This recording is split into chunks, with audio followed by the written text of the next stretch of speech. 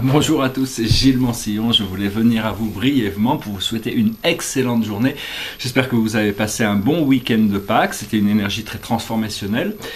Et avec Vénus qui était partie en rétrograde en Poisson, là elle est en train de se passer en immobilisation en face de Chiron, donc c'est un petit peu comme si le monde s'arrêtait, donc ça nous a forcé, enfin moi personnellement j'étais un petit peu bousculé ce week-end, parce que ça m'a forcé à passer en revue, à revoir toutes sortes de situations personnelles, intimes, relationnelles, et donc de pouvoir remettre un petit peu ça, pouvoir lâcher prise sur ces choses, tout en sachant que tout ce qu'on doit vivre est devant nous, hein.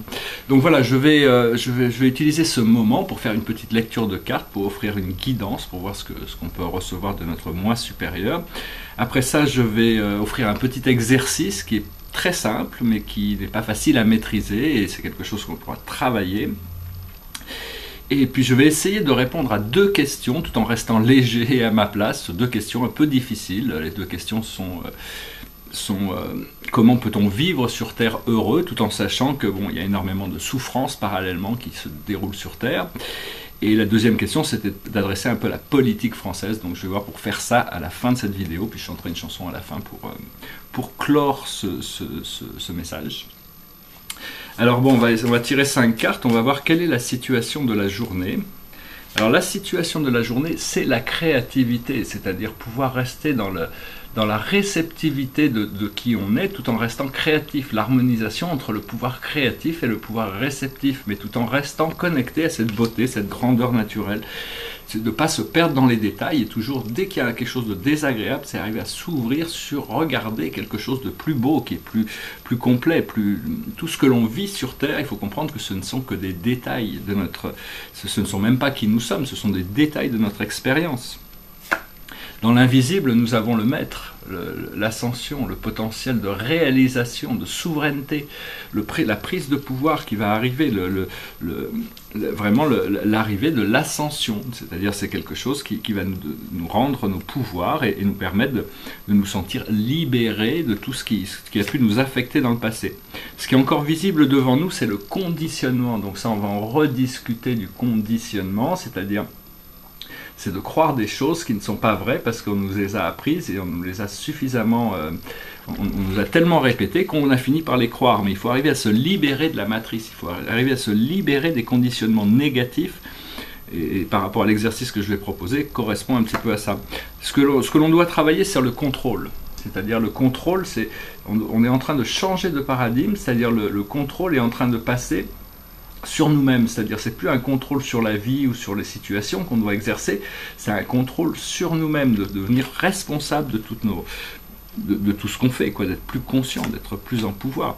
Et le résultat de ce travail sera le soleil, l'innocence, la réalisation de tous nos rêves et de tous nos désirs. Si on accepte de passer par là où on doit passer, si on accepte de faire face à soi-même, d'embrasser toutes ces ombres, toutes ces peurs, de les transmuter, de passer à travers, d'accepter tout ce que la vie nous présente sans résistance et tout en cherchant à avancer vers la lumière, c'est ce que l'on va découvrir. On va découvrir cette prise de pouvoir. Donc voilà, j'espère que vous passerez, cette semaine présente beaucoup de potentiel. Alors le petit exercice que je voulais vous présenter, c'est un exercice qui a été présenté par les Arcturiens, et donc c'est quelque chose de très puissant. C'est quelque chose qui est présenté comme, pouvez-vous faire ça pendant une semaine? Si vous ne pouvez pas le faire pendant une semaine, est-ce que vous pouvez le faire pendant une journée? Est-ce que vous ne pouvez pas le faire pendant une journée? Est-ce que vous pouvez le faire pendant 1 heure? Et cet exercice, c'est tout simplement de ne pas se plaindre. Se lever le matin jusqu'au moment où on se couche, la première journée est essentielle, c'est de ne pas se plaindre, de ne pas se plaindre de soi, de ne pas se plaindre de la vie, de ne pas se plaindre des circonstances, de ne pas se plaindre des autres, arriver à passer une journée entière sans la moindre complainte.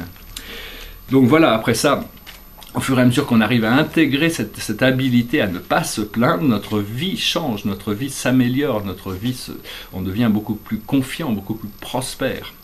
Et donc voilà, par rapport au fait que, évidemment, nous vivons dans un monde qui est en plein chaos, où il y a énormément de choses tristes et sombres qui peuvent se passer, mais il faut comprendre que tout ça, ça fait partie du karma, ça fait partie de ce que l'homme a besoin pour évoluer, et que s'il n'avait pas ces circonstances, il ne pourrait pas évoluer. C'est-à-dire qu'on vit dans un monde où toutes les volontés individuelles peuvent faire n'importe quoi. Mais au plus on s'éloigne de l'amour, au plus il est difficile d'y revenir aussi, parce que ça fait partie du procédé que de partir... que de s'éloigner de la nature du divin, mais ça fait aussi partie du procédé que de chercher à y retourner pour se libérer de toute cette ignorance. Et donc, par rapport à tout ce chaos qui peut encore se passer sur Terre, il faut savoir que la lumière est victorieuse, seulement ça prend du temps vu que la lumière n'utilise jamais la force et la violence, c'est toujours à travers la douceur et le lent progrès, l'acceptation, la persévérance, la patience que les choses avancent. Disons que ça prend plus de temps pour libérer complètement ce programme de maîtrise sur Terre. Et même le Bouddha avait voulu faire des vœux il avait fait des vœux trop grandioses qui avaient été censurés par l'univers, c'est-à-dire il avait déclaré qu'il ne pourrait jouir de la connaissance parfaite que quand tous les êtres seraient libérés de leur ignorance. Et l'univers a censuré ça, parce que dans l'univers, il y a toujours besoin de l'ignorance. Même si la planète ascensionne et qu'on monte tous au paradis et qu'on vit dans un monde paradisiaque, il y aura un autre univers qui a été déjà créé pendant ce temps-là, où de nouvelles planètes vont recommencer à explorer l'obscurité. Ça fait partie du procédé de la vie. Et donc par contre, c'est un petit peu comme si notre conscience, la conscience de l'humanité, c'était un grand immeuble. Alors on est au rez-de-chaussée, des fois on est au sous-sol, on voit pas la lumière, on est déprimé, des fois on est au premier étage, on voit, tout est beau. L'idée c'est d'arriver tout en haut, dans l'étage supérieur, où tout est beau, tout est luxe, tout est calme, tout est volupté. Mais il y existe aussi des égouts, et ceux qui veulent vraiment, si on va vraiment chercher dans les profondeurs des bas-fonds des plans astraux, il y aura toujours des égouts qui sentent mauvais, donc c'est pas la peine de passer son temps, à moins d'être éboueur, c'est pas la peine de passer son temps là-bas. Essayez de vous détacher de toutes ces choses futiles qui vous prennent votre liberté. Et pour ça, il faut pas trop regarder la télé ou prendre les choses trop au sérieux, parce qu'il faut comprendre que la télé est un moyen de conditionnement de l'humanité, c'est conditionnement de la conscience terrestre, et pour ça je vous ramène à un grand auteur et un grand livre qui est du XXe siècle, un écrivain anglais qui s'appelle George Orwell, qui a écrit un livre qui s'appelle 1984. Le thème de ce livre, c'est l'ignorance c'est la force et la guerre c'est la paix. Et évidemment, l'ignorance ne sera jamais une force et la guerre ne sera jamais la paix. Seulement, à force de répéter une fois, 10 fois, 1000 fois, 1 million de fois la même chose à des gens, le livre explique qu'ils finissent par l'accepter et le croire. Donc il faut vraiment se détacher de toutes ces idées comme quoi on a besoin de violence pour faire la paix, on a besoin de haine pour trouver l'amour, tout ça, c'est complètement des illusions complètes qui nous retiennent dans notre propre, à l'intérieur de notre propre conditionnement. Donc il faut vraiment se détacher. Et donc, parce qu'au fur et à mesure que la fréquence de la planète accélère, au fur et à mesure qu'on cultive plus de lumière à l'intérieur de nous, toute la matrice matrice énergétique de la Terre, son champ énergétique augmente, et donc toutes ces forces vont être obligées de partir, et tout va disparaître, toute cette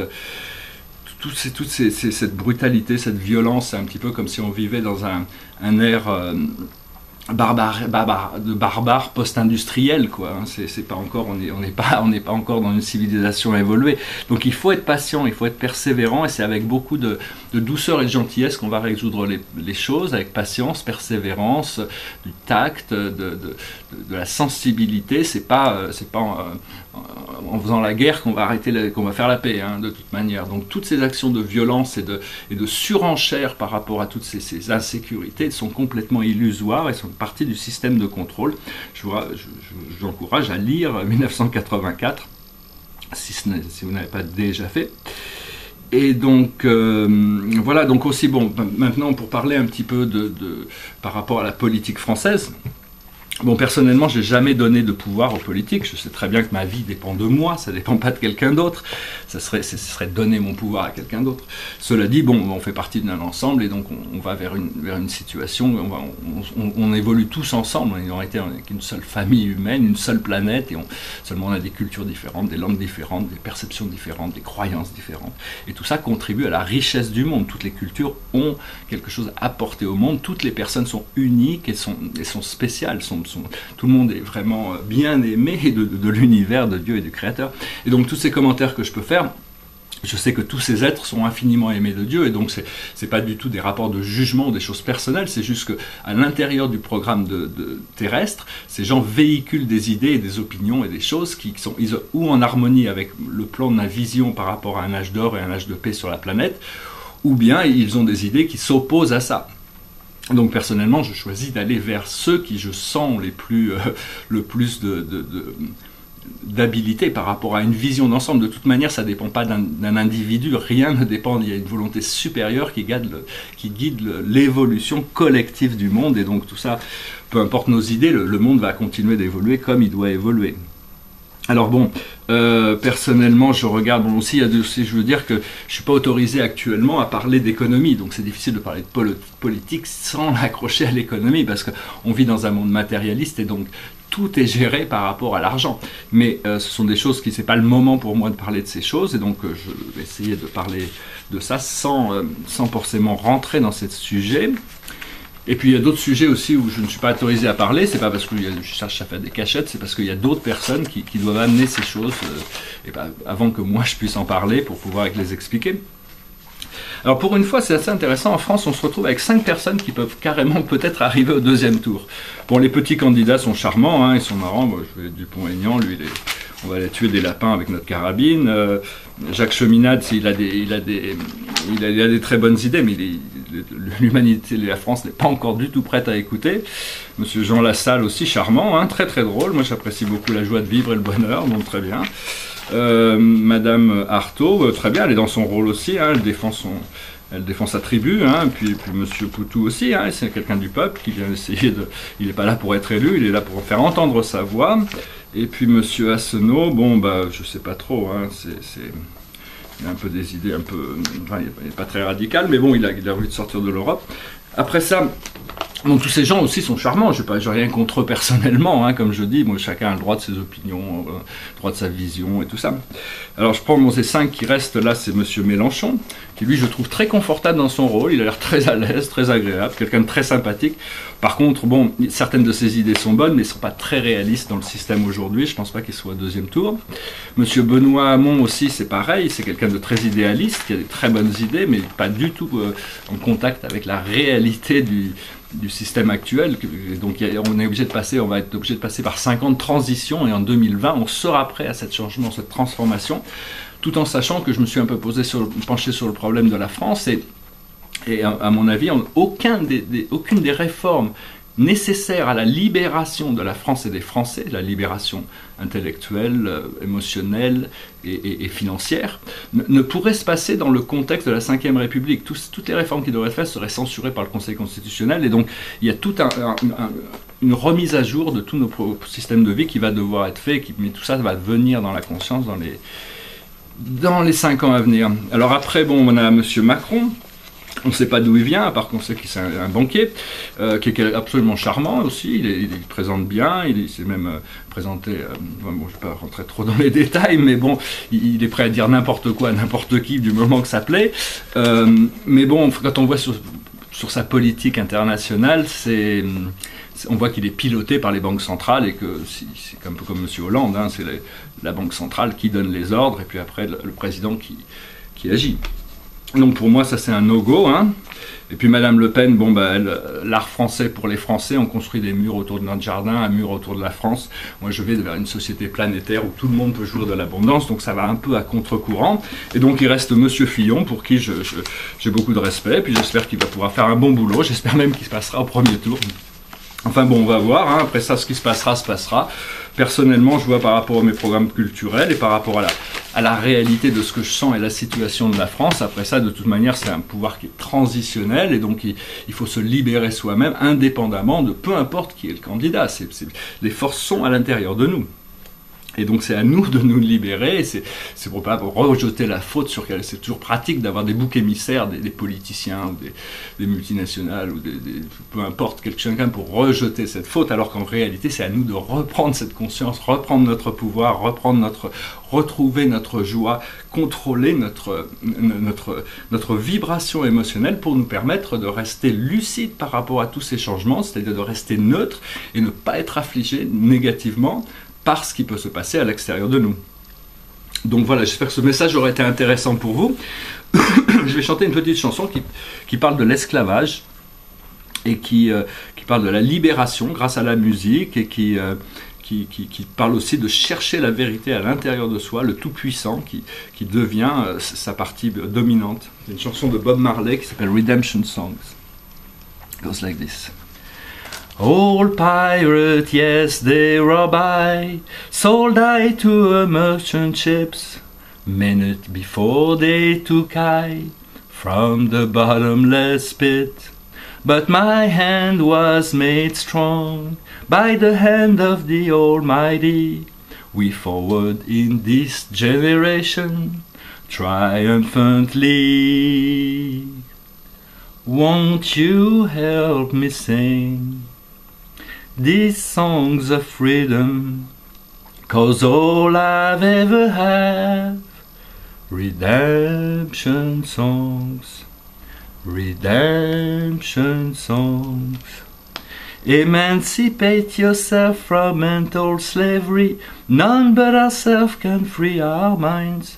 Have no fear for atomic energy, 'cause none of them can stop the time. How long shall they kill our prophets while we stand aside and look? Some say it's just a part of it. We got to fulfill the book. Won't you help me sing these songs of freedom? 'Cause all I've ever had, redemption songs, redemption songs, redemption songs. Moi, je vous remercie d'être resté jusqu'à la fin. Je vous souhaite une excellente journée, pleine de joie, de créativité.